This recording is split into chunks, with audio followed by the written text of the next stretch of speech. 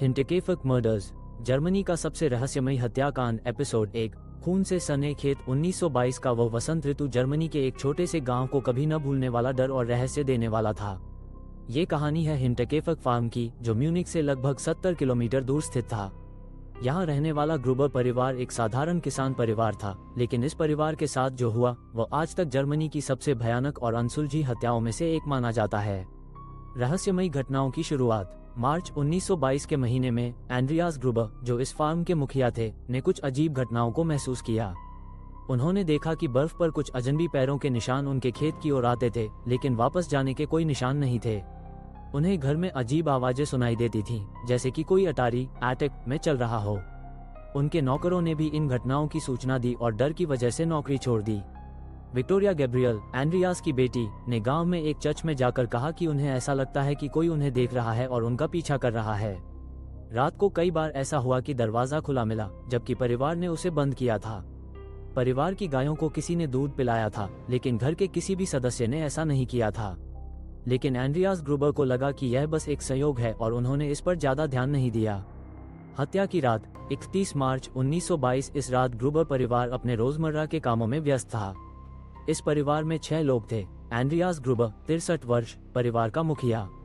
काजिलिया Gruber 72 वर्ष, उसकी पत्नी। विक्टोरिया गैब्रियल 35 वर्ष, उनकी बेटी जो विधवा थी। सिसिलिया 7 वर्ष, विक्टोरिया की बेटी। जोसेफ 2 वर्ष, विक्टोरिया का बेटा। मारिया बॉमगार्टनर 44 वर्ष, एक नई नौकरानी जिसने उसी दिन नौकरी शुरू की थी। रात को जब परिवार के लोग अपने घर में थे, किसी ने एक एक करके 4 सदस्यों को खलिहान में बुलाया और बेरहमी से मार डाला। हमलावर ने किसी भारी वस्तु से उनके सिर कुचल दिए। इसके बाद वह घर में घुसा और मारिया, नौकरानी और छोटे जोसेफ की भी हत्या कर दी।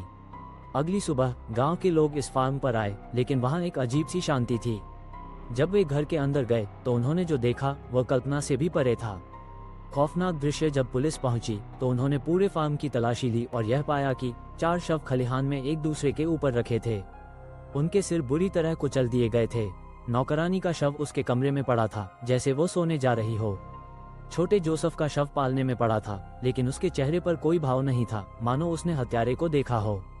खून चारों तरफ फैला था, लेकिन अजीब बात यह थी कि घर के अंदर कोई जबरदस्ती घुसने के निशान नहीं थे। क्या हत्यारा घर के अंदर ही छिपा था? हत्या से पहले की अजीब घटनाएं। हत्या से कुछ दिनों पहले कुछ और रहस्यमयी घटनाएं घटी थीं। विक्टोरिया ने अपने पड़ोसियों से कहा था कि उसे डर लग रहा है। वो किसी का पीछा करने का एहसास कर रही थी। फार्म का कुत्ता रातों रात भौंकता रहता था, जैसे उसने किसी अजनबी की उपस्थिति को महसूस किया हो। कुछ पड़ोसियों ने बताया कि उन्होंने फार्म से रात को अजीब रोशनी देखी थी। क्या हत्यारा पहले से ही वहां छिपा हुआ था? पुलिस की प्रारंभिक जांच। जब पुलिस ने इस हत्याकांड की जांच शुरू की तो उन्हें कई अजीब बातें पता चलीं। हत्या के बाद फार्म पर कोई रह रहा था। किसी ने गायों को चारा दिया था और चूल्हा जलाया था। हत्या के बाद भी किसी ने वहां कुछ दिन गुजारे थे, क्योंकि ताज़ा खाने के सबूत मिले थे। पुलिस को शक था कि यह किसी जानने वाले का काम था, क्योंकि घर में कोई जबरदस्ती घुसने के निशान नहीं थे। किसी ने परिवार के सारे पैसे और गहने छुए तक नहीं थे, यानी यह लूटपाट का मामला नहीं था। क्या हत्यारा परिवार के किसी सदस्य को जानता था? रहस्य और सवाल। इस हत्याकांड के पीछे कौन था और उसने इतने क्रूर तरीके से एक पूरे परिवार की हत्या क्यों की? क्या ये किसी पुरानी दुश्मनी का बदला था? क्या ये कोई रहस्यमयी शक्ति थी, या फिर कोई ऐसा व्यक्ति था जो पहले से ही इस घर में छुपा हुआ था? पुलिस ने कई संदिग्धों से पूछताछ की, लेकिन कोई निश्चित कातिल नहीं मिला। अगले एपिसोड में हम पुलिस की जांच और गांव वालों की गवाही को जानेंगे। क्या इस हत्या के कोई सुराग मिलते हैं, या ये रहस्य और गहरा हो जाएगा? जारी रहेगा। एपिसोड 2 में कातिल का कोई सुराग नहीं।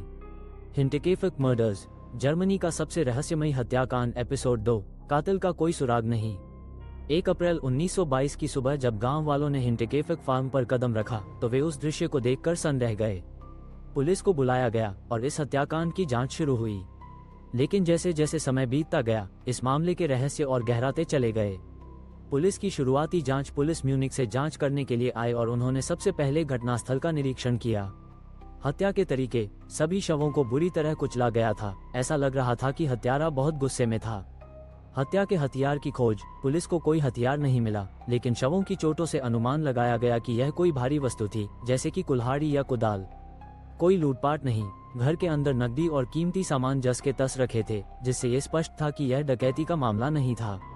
रहस्यमयी गतिविधियां। हत्या के बाद भी फार्म में गतिविधियां हो रही थी। गायों को चारा दिया गया था, चूल्हे में आग जलती रही थी और किसी ने वहां रात बिताई थी। क्या हत्यारा अब भी आसपास था?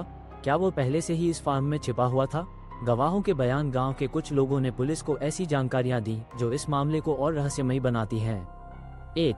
डाकिया का बयान। गांव के डाकिया ने बताया कि उसने 31 मार्च की सुबह पत्र देने के लिए फार्म का दौरा किया था। उसे कुछ अजीब लगा। आमतौर पर ग्रुबर परिवार के लोग उसे स्वागत करते थे, लेकिन इस बार कोई बाहर नहीं आया। उसे लगा कि घर में कोई था, लेकिन जब उसने पुकारा तो कोई जवाब नहीं मिला। 2. पड़ोसियों का बयान। कुछ पड़ोसियों ने भी अजीब घटनाओं की सूचना दी। रात में खलिहान से अजीब आवाजें आती थीं।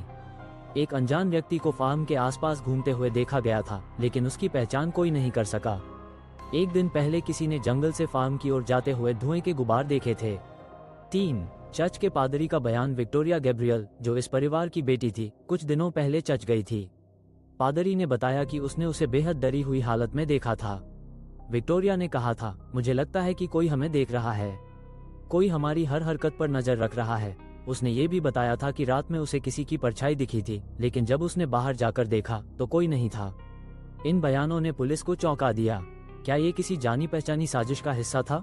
शक के घेरे में कुछ संदिग्ध लोग। पुलिस ने कई लोगों को इस हत्या के लिए संदिग्ध माना।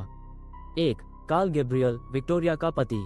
विक्टोरिया का पति कार्ल गैब्रियल प्रथम विश्व युद्ध में मारा गया था, लेकिन कुछ लोगों का मानना था कि वो मरा नहीं था। अफवाह थी कि कार्ल ने अपनी मौत का नाटक किया और बाद में बदला लेने के लिए वापस आया। कुछ गवाहों का कहना था कि उन्होंने एक ऐसा व्यक्ति देखा था जो कार्ल की तरह दिखता था। 2. जोसेफ का असली पिता। विक्टोरिया के छोटे बेटे जोसेफ की हत्या सबसे रहस्यमयी थी। ये संदेह था कि उसका असली पिता कोई और था। कुछ लोगों का मानना था कि एंड्रियास ग्रुबर, जो विक्टोरिया का पिता था, ही जोसेफ का असली पिता था। क्या ये हत्या परिवार के किसी काले सच को छुपाने के लिए की गई थी? 3. नौकरानी का पुराना परिवार। मारिया बॉम्गार्टनर, जो इस घर की नई नौकरानी थी, उसकी हत्या भी हुई थी। उसने हत्या से ठीक एक दिन पहले काम शुरू किया था। उसकी बहन ने बताया कि वह इस फार्म में काम करने से बहुत डर रही थी। क्या वो पहले से कुछ जानती थी? हत्या के बाद संदिग्ध गतिविधियां। हत्या के बाद भी इस फार्म पर कुछ अजीब घटनाएं होती रहीं। रात में रोशनी जलती हुई देखी गई। किसी ने फार्म की गायों को दूध दिया था। रसोई में खाना खाया गया था। कोई फार्म के अंदर मौजूद था, लेकिन किसी ने उसे नहीं देखा। पुलिस को ऐसा लगने लगा कि हत्यारा शायद अभी भी फार्म के आसपास छिपा हुआ था। जांच का अगला कदम। पुलिस ने इस मामले में कई सुरागों को जोड़ा, लेकिन अब भी कोई ठोस सबूत नहीं था। उन्होंने पड़ोसी गांवों में जाकर पूछताछ की, जंगलों में हत्यारे के संभावित ठिकाने की तलाश की, फार्म से मिले कुछ पैरों के निशानों का विश्लेषण किया, लेकिन कातिल का कोई सुराग नहीं मिला। रहस्य और गहरा होता गया। पुलिस के लिए यह मामला और पेचीदा होता जा रहा था। अगर यह डकैती नहीं थी तो हत्या का मकसद क्या था? अगर यह व्यक्तिगत बदले की बात थी तो हत्यारा कौन था? अगर कोई बाहरी व्यक्ति था तो वह हत्या के बाद वहां क्यों रुका?